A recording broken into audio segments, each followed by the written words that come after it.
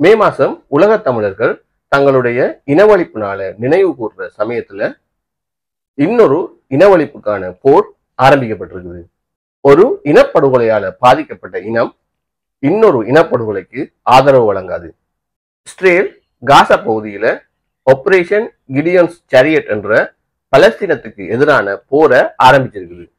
Israel Gaza பகுதியில உணவு விநியோகத்துக்கு தடை விதிச்சிருக்குது.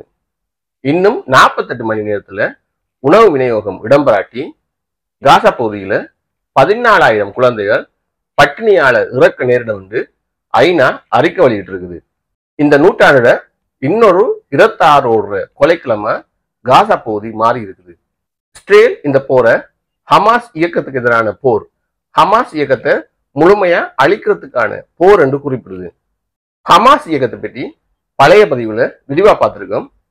டிஸ்கிரிப்ஷன்ல லிங்க தாரேன், விருப்பமானவங்க அந்த பதிவை பார்க்கலாம். இந்த போர்ல பலஸ்தீன் மக்கள் சுமார் 61,000 பேர் கொல்லப்பட்டும் சுமார் 1,20,000 பேர் பலத்த காயமடைந்தும் இருக்கிறாங்க.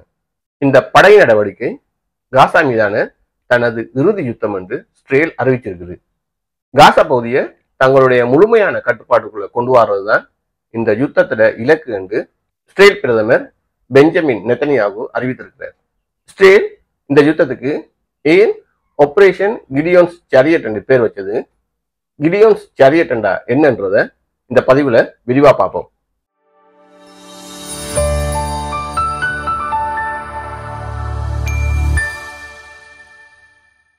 கிடியோன்ஸ் சேரியட்ஸ் என்றா தமிழ்ல கிடியோனின் ரதங்கள் என்று பொருள். கிடியோன் என்றது யாருன்னு பார்க்கணும்னா நாம கத்தோலிக்கர்கள் பைபிள்ல பழைய ஏற்பாட்டுக்கு போகணும். அதே போல யூதர்கள் பைபிள்லையும் இவரை பற்றிய குறிப்புகள் இருக்குது. பழைய ஏற்பாட்டுல மீடியனைட்ஸ், தமிழ்ல மீதியானியர்கள் என்ற இனக்குழுவை விரட்டி அடிக்க கடவுளால தலைவராக நியமிக்கப்பட்டவர் என்று சொல்லப்படுது. இவர் 1,20,000 மீதியானியர்களுடைய படைய வெறும் 300 யூத போர் வீரர்களோட சென்று தோற்கடித்தவர் என்று பைபிள்ல சொல்லப்படுது. யூதர்களுடைய பைபிள்ல கடவுளுடைய விசுவாசத்துக்கு பேர் போனவர் என்று சொல்லப்படுது. இதனால எதிரிகளை தோற்கடித்து யூதர்களை பாதுகாத்த தலைவனா கிடியோன்ஸ் பார்க்கப்படுறார். இதனால யூதர்கள் மத்தியில கிடியோன் என்ற பெயர் வெற்றி உறுதி என்ற மனநிலையை உருவாக்கும். கிறிஸ்தவர்கள் மத்தியிலையும் இந்த பெயர் அழித்தொழிப்பின் பெயரா பார்க்கப்படுது. அதாவது கிறிஸ்துவின் பெயரால இஸ்லாமியர்களுக்கு எதிராக நடத்தப்பட்ட சிலுவை யுத்த காலத்துல சிமியோனின் பலத்துடனும் கிடியோனின் பலத்துடனும் வெற்றி வாகை சூடுவோம் என்று வீரர்கள் கூடி ஒலி எழுப்புறது ஒரு யுத்த கழிப்பினை ஏற்படுத்தியதாக வரலாறுல சொல்லப்படுது.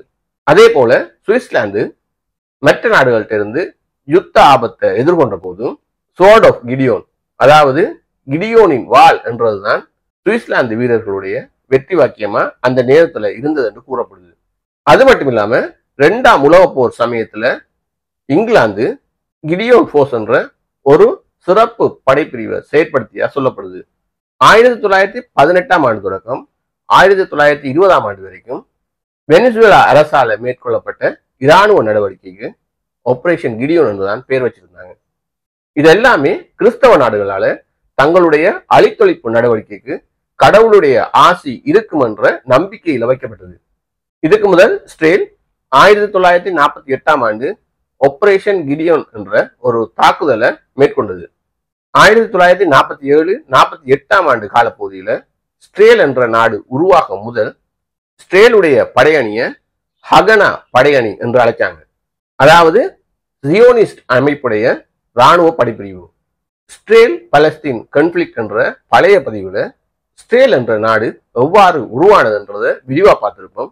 டிஸ்கிரிப்ஷன்ல லிங்க தாரேன், விருப்பமானவங்க அந்த பதிவை பார்க்கலாம். பலஸ்தீனத்தை விட்டு இங்கிலாந்து வெளியேறிய சமயத்துல அரேபியர்களுக்கும் யூதர்களுக்கும் ஏற்பட்ட யுத்தத்துல ஹகானா படையணி அரேபியர்கள் வாழ்ந்து கொண்டிருந்த பெய்சன் என்ற பகுதியை ஆக்கிரமிக்கிறதுக்காக மேற்கொண்ட இராணுவ நடவடிக்கைக்கு பேர் தான் ஆபரேஷன் கிடியோன். இந்த ஆக்கிரமிப்பை ஹகானா படையுடைய கொலானி படைப்பிரிவு மேற்கொண்டிருந்தது. இந்த படைப்பிரிவுக்கு தலைமை தாங்கியது ஆப்ரஹாம் யோஃபி. பெய்சன் பகுதியில் நுழைஞ்ச யூத படைகள் அங்கிருந்த 2 கிராமத்தை உடனடியா தீயிட்டு எரிச்சாங்க.